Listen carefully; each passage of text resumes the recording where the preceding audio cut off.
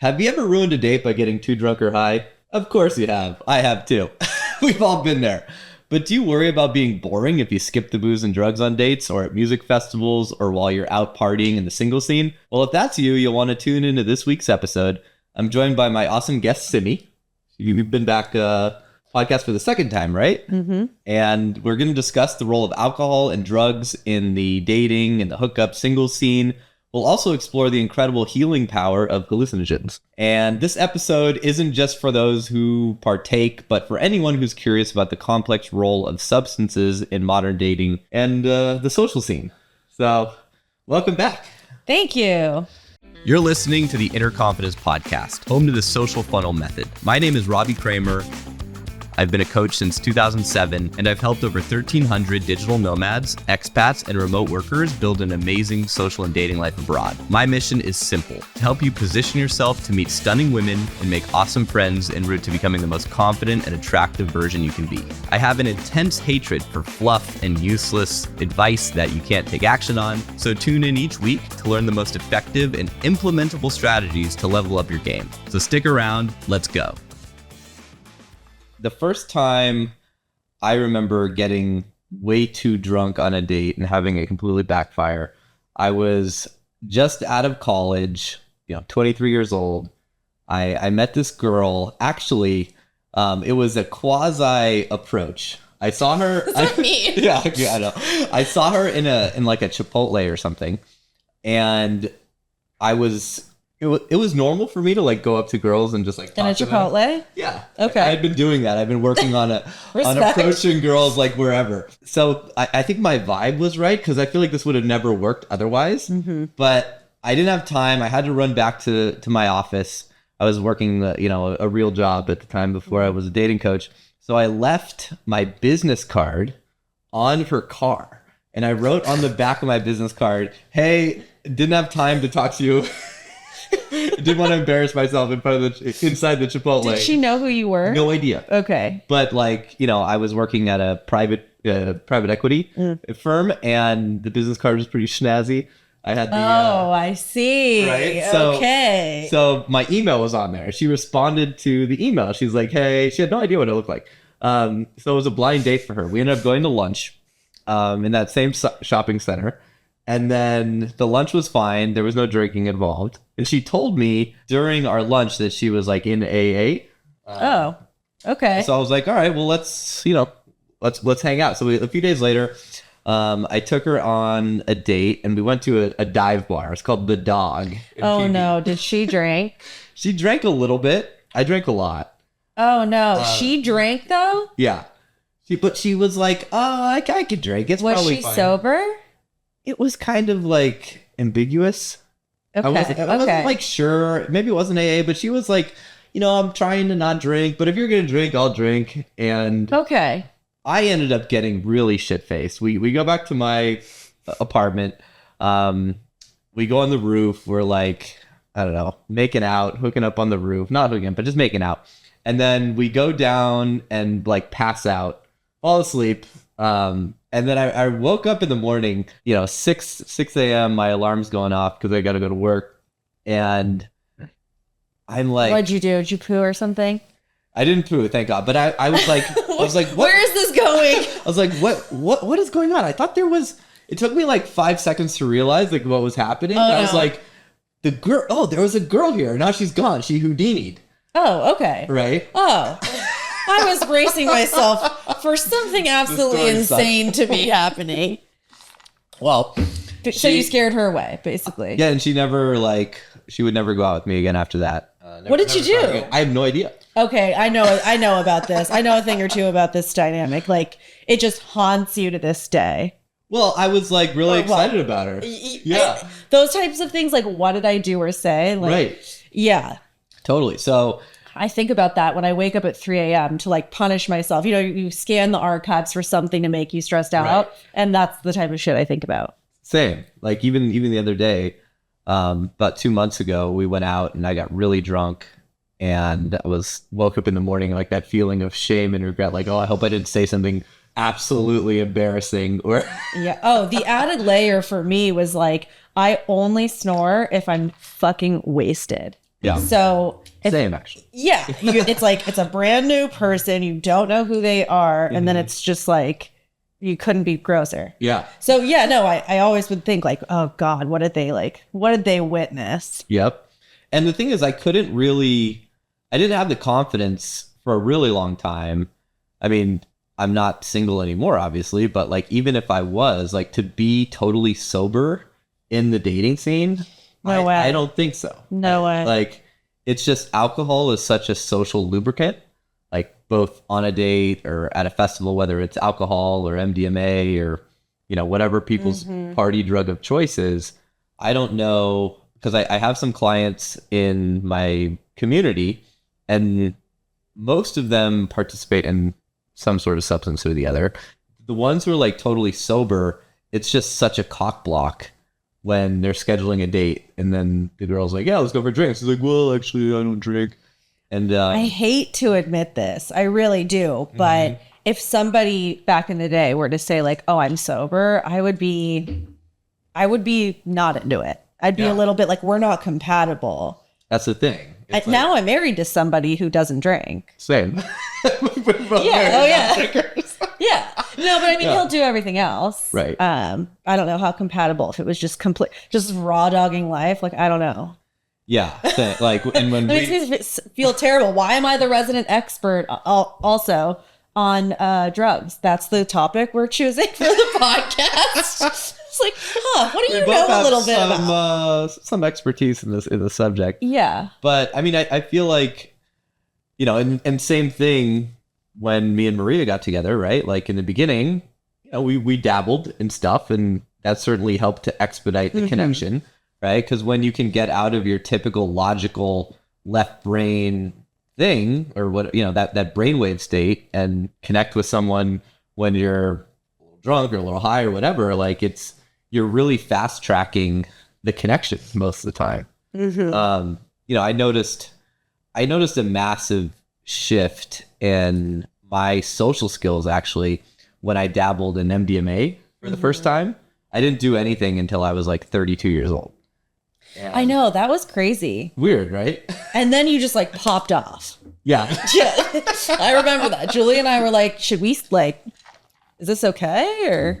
But it was fine. It was totally fine. Yeah. I mean, I'd always drank, and I got to the point where, I was like comfortable enough, or I guess I was experienced enough where I knew how much I could drink in a social situation. Like if I was out, at a nightclub and doing bottle service, like I knew I could probably have 10 to 12 drinks over the night, but waters in between. Pace it out. And I had a large tolerance, so I was fine. And I knew I wouldn't get to the point where I was sloppy or making a fool of myself or making bad moves when it came to like meeting girls or just being normal and cool and like making friends and that sort of thing. But I mean, I had many years of getting too wasted and making mistakes to kind of find to get there. To have that level of expertise. Exactly. Yeah. But then when I found these other substances, more of like the party stuff, like Molly, ketamine, Coke, I was like, wow, these are a lot different, and in a lot of ways better, because it eliminated the getting sloppy aspect of it. The one problem with Coke, it's like you can just keep drinking, and as long as you have Coke, you're never going to get too wasted, but then like the hangover is going to be, forget about it. Yeah, you're on death's door. I actually want to talk a little bit about ketamine, because I think it's such an interesting substance in that, like, the dosage, it's like a drastic difference depending on the dosage of like what the experience is on the substance. Oh, right. Versus if you like sort of K-hole versus like... Because I've done it all. Yeah. Like I've gone into the therapist's office where they give me an intramuscular shot and I go to fucking, Oh, really? Is that strong when they do it there? I have never been more fucked up in my life than those sessions. Really? Oh, I mean, more than ayahuasca. Like complete dissociation, just... Like you can't feel your body? Oh, you don't even remember you have a body. Right. It's like your consciousness is like, I don't even know, like floating through the cosmos. I've gotten pretty close to there a few times. one time at Burning Man, another time in Ukraine, where I thought I was basically dead at one point, but it was like a peaceful. But it's like nice. Yeah, it's like kind of good to be dead. Yeah, it's like it's a little bit good. Exactly. But the reason I'm bringing this up is because obviously, like therapeutically, you can take a certain dosage where you dissociate completely, but then I think that ketamine is such like a nice alternative to alcohol. So like we have a little spritzer. It's like a nasal spray, and it's like a solution of like, I don't know, saline or water and ketamine.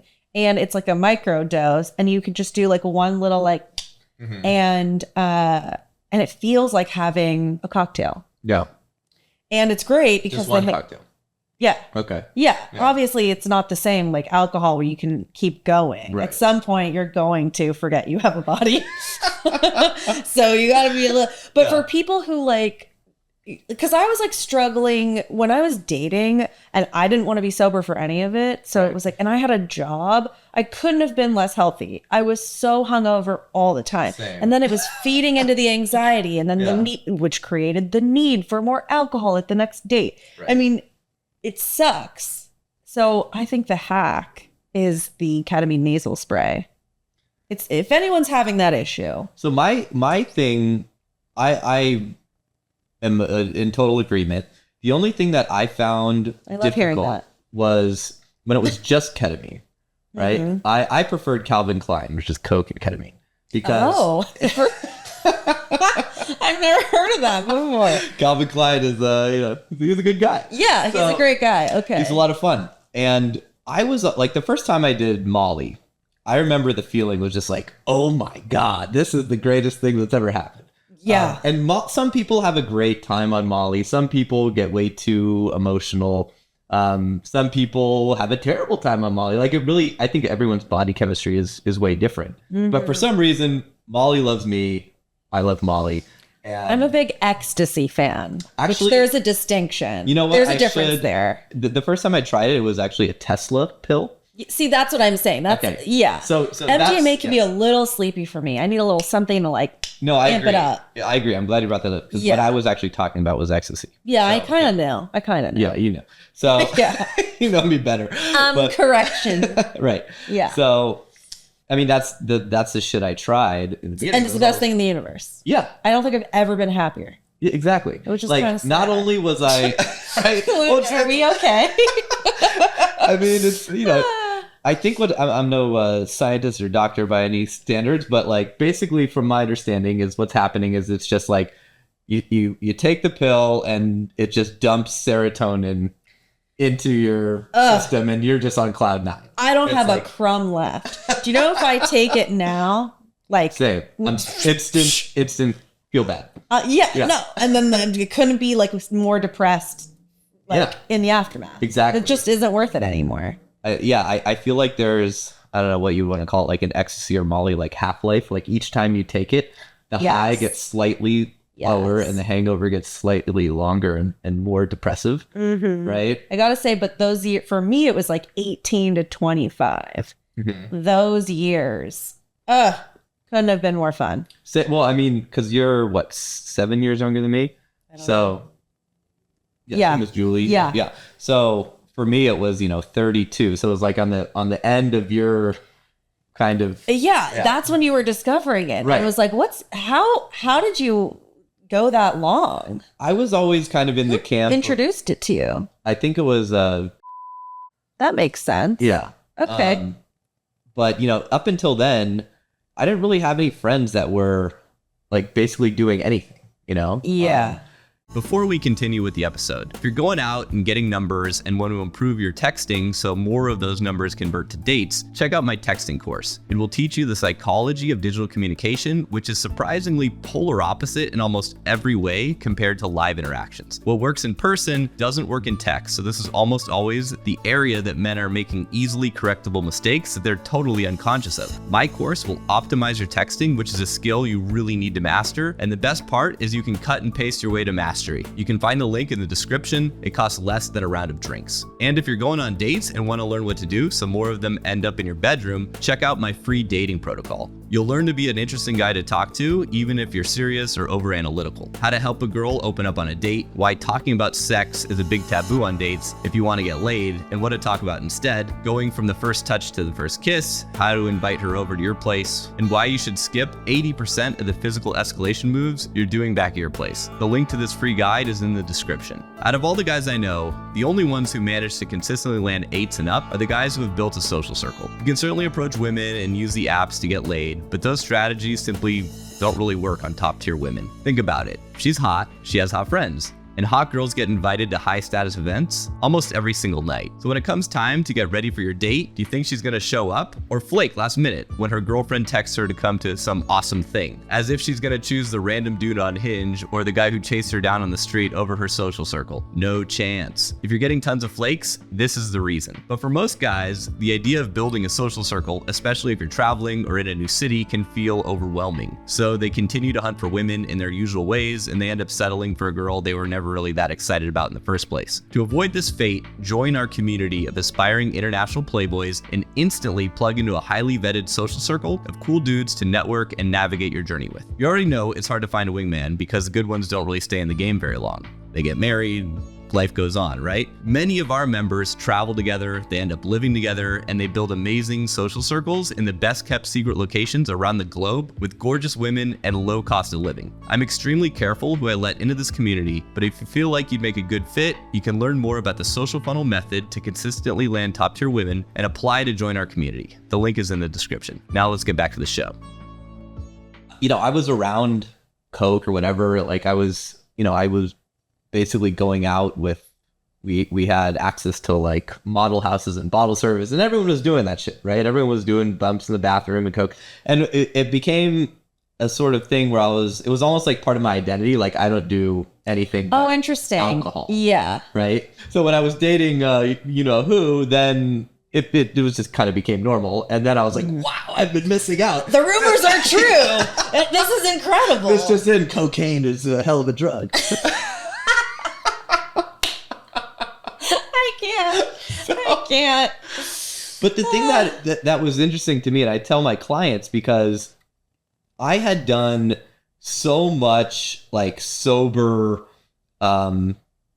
social hacking, approaching. The funny thing is, when I approach a girl, I get the same sort of high as when I do like Molly or other sorts of drugs. I'm sure it's like a dopamine kit. Exactly. Yeah. And like if I go out, and, you know, even not so long ago, like I had clients here for an immersion, and I'm, you know, teaching them how to like walk up to a girl on the sidewalk, and we're all, you know, and they're like, hey, Robbie, can you demo one? I'm like, okay, sure. You get the hit from that? Yeah, oh, yeah. Like, and if you do 3 or 4, it's the same feeling that I've just like done an ecstasy pill. Wow. That's really cool. I've never realized that. Yeah. I have such a different experience in those immersions. I'm nervous. Right.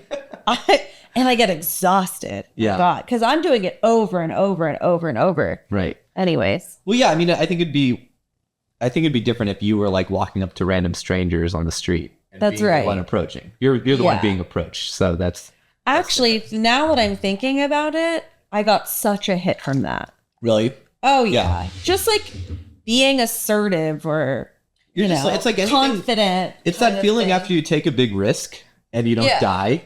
Right? You get a hit like adrenaline rush, right? Like you jump out of an airplane, or you do something that's like maybe like you give a speech in front of, you know, public speaking, for example. Like when you're up there and you get into that flow state, you start to feel all those feelings, which is probably just the chemicals being dumped into your system, same as, you know, taking a pill, I guess. But I know a lot of guys who have like drugged themselves to be able to approach women. Right. And that's what I first started. Interesting. When I was like, you know, 21, 22, 23, like I'd get really wasted. I go to the bar with my friends. We'd all get like plastered drunk. And eventually one of us would like build up the courage to go and like hit on a girl. Right. And then we're, I can't even talk. I'm so wasted. I'm slurring my words. And she's like, no, thanks. So that was like living in Pacific Beach, going to UCSD. That was 5 nights a week. We'd all just get totally shit faced. We'd drink a 36 pack of Natty Ice between like 3 guys, and and go and do that. But so I went through the school of hard knocks before, with alcohol, and then realized I learned my tolerance. But then later, when I introduced the other substances, I was already to a point where I felt like my social skills were really good. My game was good. Probably worked out in your favor. Well, what I found was, polished the skills first. Because when I did do the other stuff, it was like fucking rocket fuel. It was like, I mean, every single night when I would take ecstasy, like I even like kept track. Like I would pull a girl. You were like logging it like it was your fitness app. I was, yeah. I mean, so you could see the trends. It was like every time I did it, I would hook up, and that just goes to show you like the confidence that you put, that it changes everything. Well, it was, for me, it was like when I was high on that stuff, and it didn't matter if it was the combination of like alcohol and a little bit of Coke or Molly or K and Calvin Klein. I just didn't give a fuck. Like, but I was still calibrated enough where I wasn't like off-putting or, too aggressive. Because that's critical too. Exactly. Yeah. And so like I knew creepy factor. Right. So I was assertive enough where, I would make stuff happen. But I wasn't crossing that threshold, which is what I see with guys who haven't put in the work. Like if they just try to do the drugs, they either get way too lovey-dovey if they're on like, that's exactly right. Or they're just like coked out assholes, and they're just too aggressive and gross and like over the top. I mean, wait, what I want to know, have you done, like, what hallucinogens or psychedelics have you done? So for a long time, I couldn't do any, even though they say MDMA has hallucinogenic properties. Yeah, but that's like, right. Come on. For the longest time, I even smoking weed would give me instant paranoia, anxiety. Yeah, me too. It ruined my social, like I a couple times I smoked weed on dates because the girl I was out with wanted to smoke. Oh my God. I cock-blocked the hell out of myself. Oh, like don't. But also, like I wasn't cock walking myself per se, just because like as a woman, it's like I was like, get that thing away from me. Yeah. The idea. Can you imagine being that paranoid and then being like penetrated? It's like such a different ballgame. Right. It's like I have to go home. Oh, well, yeah. No way. I was like, I would think about my thoughts, and I just felt like the weirdest, creepiest, like awkward fuck whenever everything you say, you're like, was that normal? Are they noticing that I'm not normal? Like, exactly. Ugh. So I just stayed away from all that. And I remember the first time I ever dropped acid, it was like the first or second day of Burning Man. And I just could not hold like a linear thought process.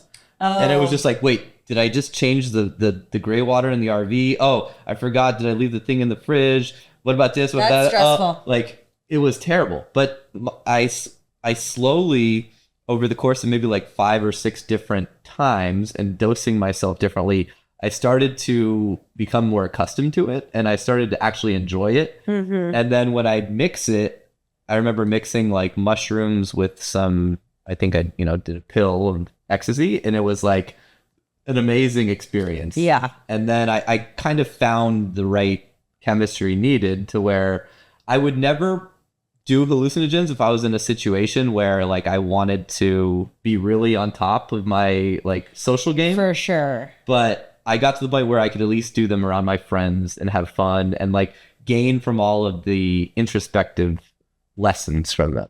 Yeah, I think like you don't want to be on hallucinogens and like discombobulated when someone's trying to like get to know you and they're not on hallucinogens. Right. And like, yeah, you don't, because it's like it's already hard enough for me to be perceived in the first place, but then like throw in that added layer, like no way. But for healing purposes, so meaning like doing hallucinogens to heal your anxiety disorder, to ultimately be better on dates when you're not on hallucinogens, right. I'm a big fan. Because you went through a big journey with that stuff, right? Yes.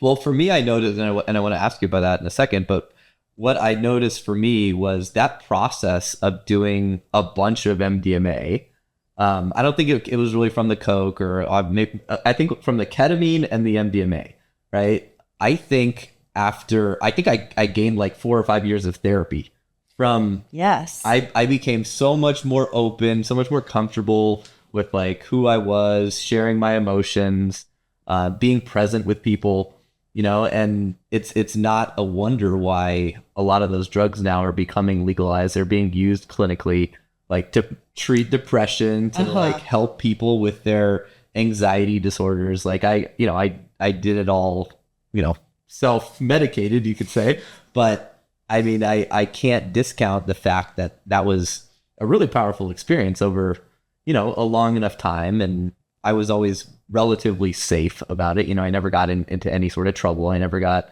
no issues with the law or anything like critical. that. Exactly. Yeah. Never in any situation where I got alcohol is the worst drug out there. Like the amount of times I almost got in trouble was always when I was too drunk. It was never when I was like high on these other substances. But also just like in terms of for you, like it's the worst for you. It, I think, encourages the worst behavior, but also just like your microbiome and stuff. It just like fucks with everything. You're more likely to have stomach cancer and the hangovers, heart issues, hangover. Yeah. I just listened to what's his name? The guy who recently, he's got the big podcast. Huberman. Yeah.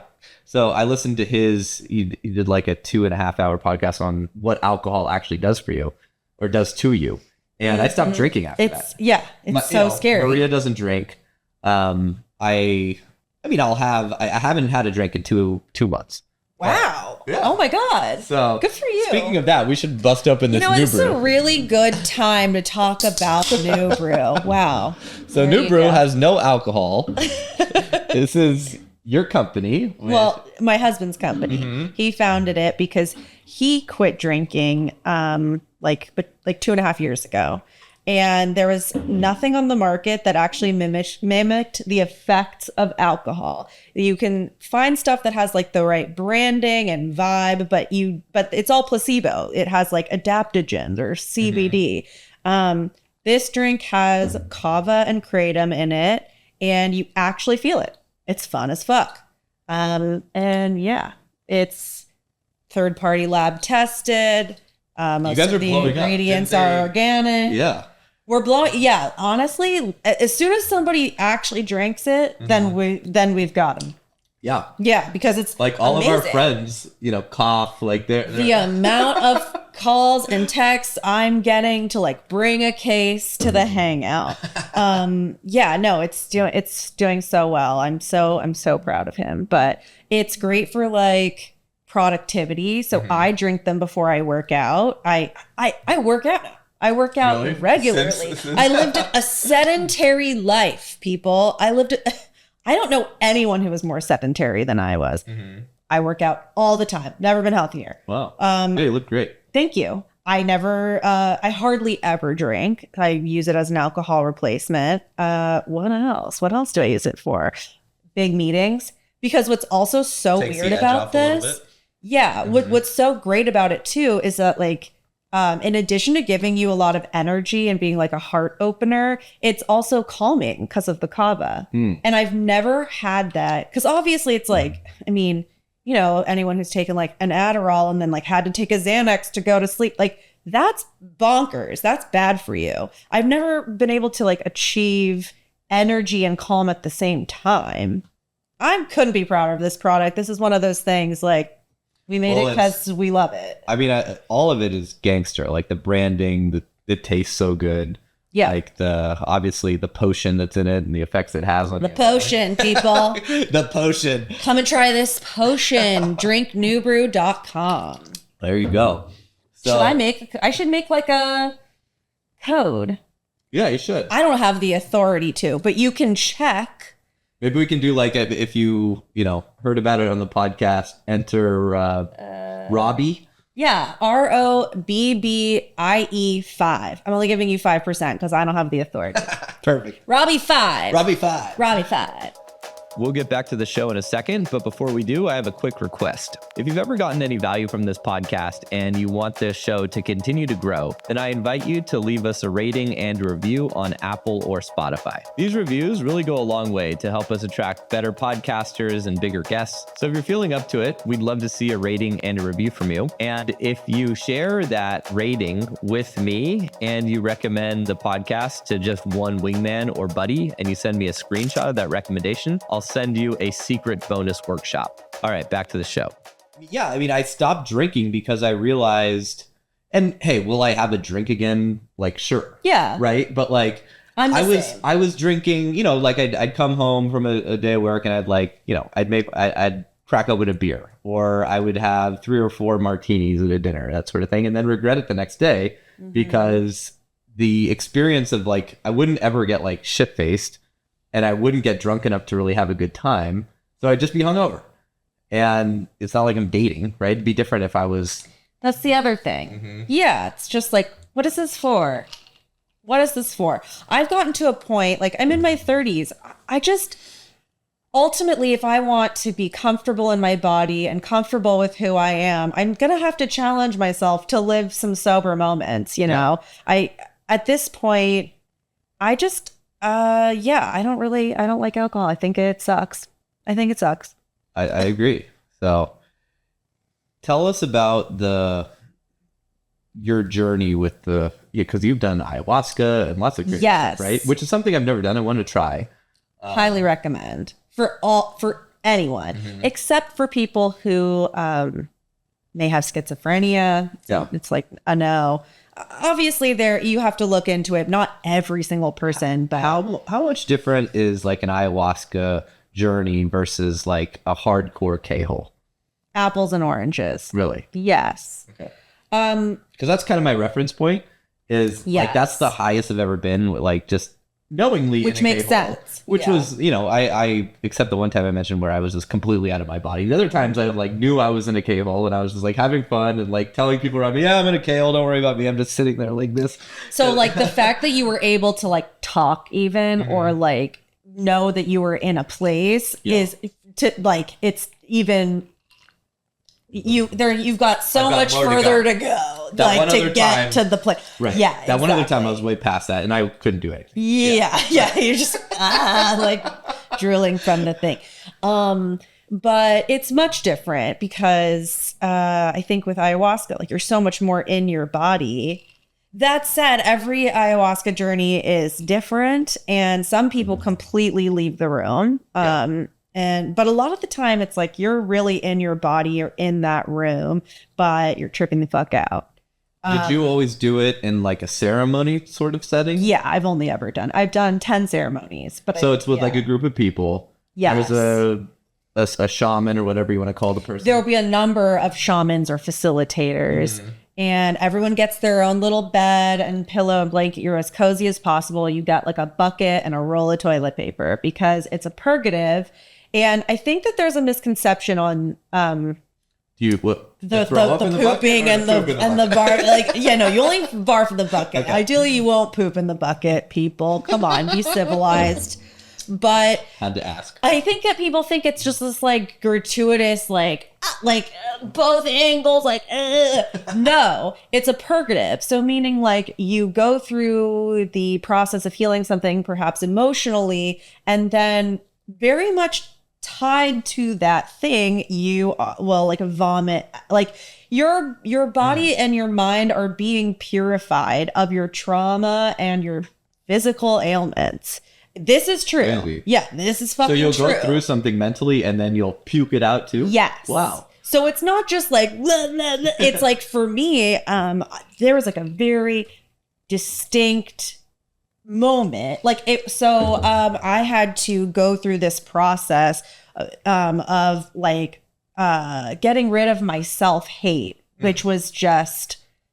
you always go in and you think like, oh, this is my intention. This is what I want. And then you typically get a different thing because you're a dumb fuck and you don't actually know what you really need. It's like people go in being like, oh, should I stay at my job or not? Because they think like, oh, that's the key to my happiness. Right. And then really they, so I went in there being like, I want to cure my personality disorder, my anxiety disorder, my chronic panic attacks. And I instead purged my self-hate because first things first.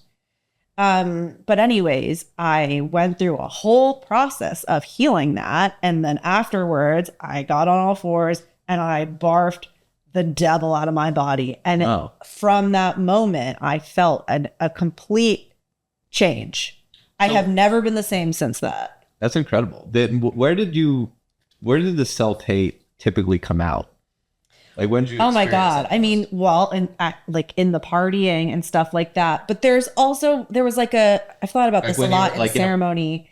Oh, sorry, go ahead. No, go ahead. Well, like when you say in the partying, like you would, like afterwards when you felt bad, or like. Oh, I mean more like my behavior was consistent with someone who didn't care about themselves. So like partying so much and not taking care of my body, being sedentary, that kind of thing. So it wasn't like a you beating yourself up type of stuff. Oh, well, that too. Okay. Oh my God. Yeah. My insecurity, my social anxiety. If I was hanging out with people, I'd be like, these people hate me. They must. But you would never know that. So that's funny because like, you would, everyone, at least from my perception, I feel like it's pretty spot on. Like everyone was like, Simmy's so fun. She's like the life of the party. She's great. You. She's super socially on point. Wow. So, thank you. Well, I was going home and being like, you should be ashamed of yourself, you piece of shit. Like all my guy friends were like, Simmy's awesome. She's hot. She's fun. She's cool. Like, Well, no. And you certainly had no lack of suitors in the dating scene. So. That's also true. But there was just no amount of like compliments or evidence was really going to make me ultimately be okay with myself. Got it. And it was causing crazy panic. Like I was having daily panic attacks.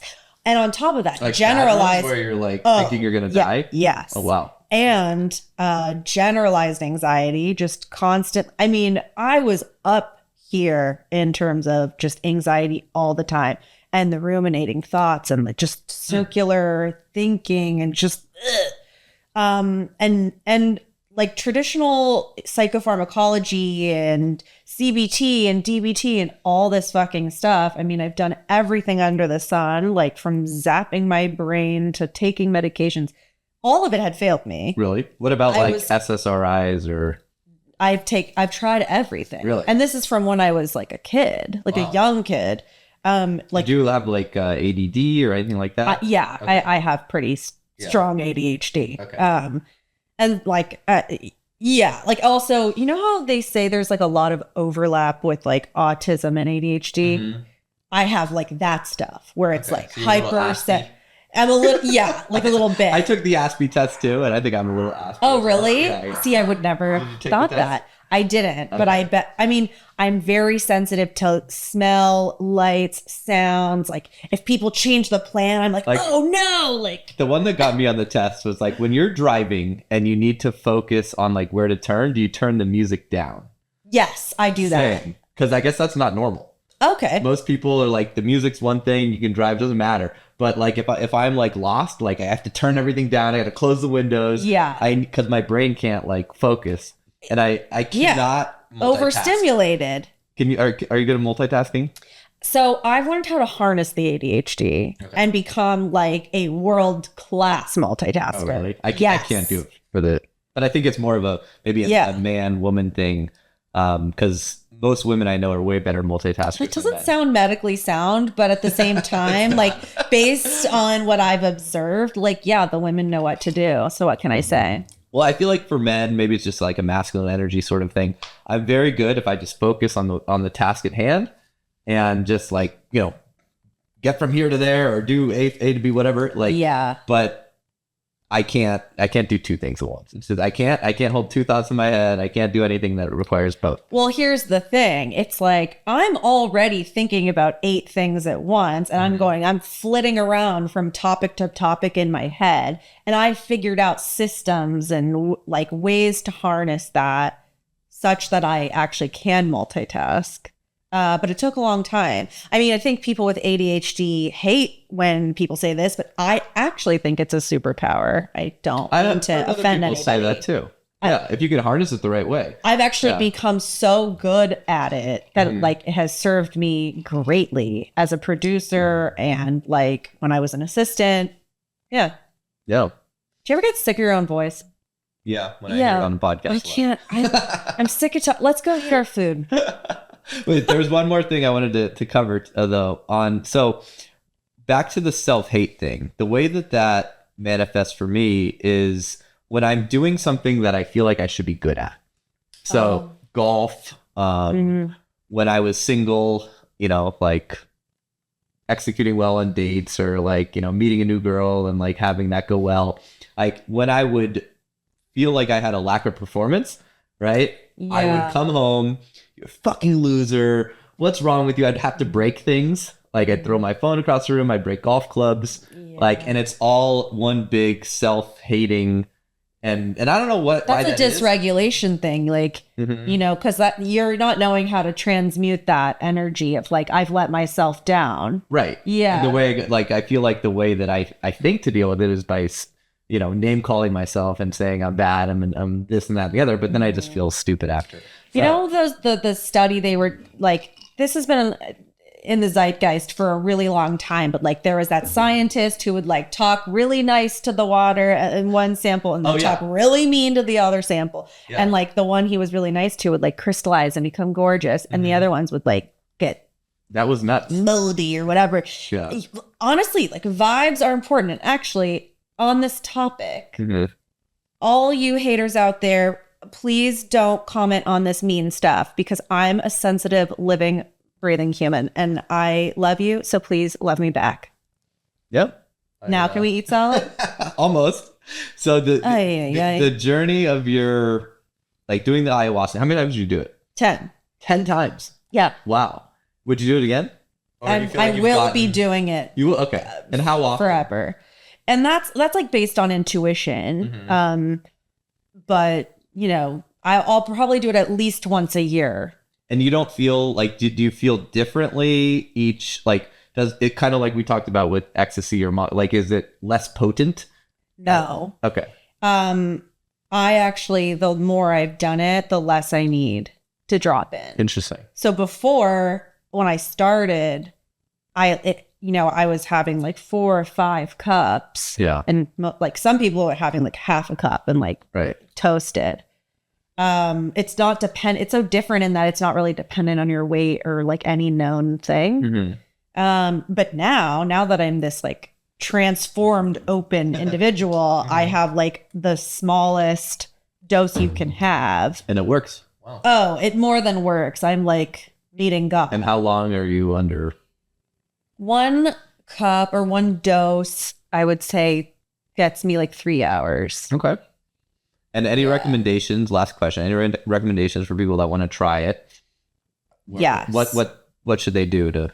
Okay. Well, for one, the one place where you can do it legally would be Rhythmia in Costa Rica. I obviously know of a lot of other options. So DM me if this is of interest to you.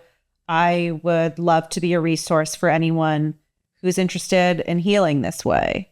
But Rhythmia in Costa Rica. Okay. Peru, is not legal there? Everyone kind of seems to go there. Oh, maybe. There's plenty of retreats and stuff. Yeah. I only know of like one medically licensed facility. Like Costa Rica is like aware of its existence and has like signed off on it. Got it. But so not only that, go there to do it? I've done 2 there, and then I've done 2 weeks there, so 8 ceremonies there. Yeah. And then I've done 2 in LA. Okay. But they also have like it's 24/7 medical staff too, so it's like a lot more accessible. You have a way in if you're scared. People don't die from taking ayahuasca. It's very uncommon, and it's usually if that were to happen, it's an unrelated thing, you know. Right. But that said, you still have that support, and there's like gorgeous facilities and. Sounds amazing. Yeah, honestly, there's no. It's you like have to convince Maria to do it. Then we can go. Okay, done. Yeah. I will. Well, Yeah. This has been awesome. Thank you so much for sharing your wisdom as always. All right, guys, if you want to learn more about all the, funsies you can have on substances, feel free to leave a comment or DM us. Happy to share more. And happy partying and open-minded partying. Open happy your healing. third eye. Right. Align those fucking chakras, bro. Yeah. All right. Bye. Bye. I hope you enjoyed the episode. If you're a regular listener and you're digging our content, do me a favor, leave us a 5-star review. It's how other people learn about the show and how we can spread the word. If you don't feel like it's worthy of 5 stars, just go ahead, don't leave any review at all. And I want to let you know that we've opened up a few slots in our exclusive community. We're accepting applications to join our select group of men and experience the radical power of accountability, step up your game, cross everything off your sexual bucket list, and become a beast at accomplishing all of your goals. To learn more and apply, go to innerconfidence.com/community.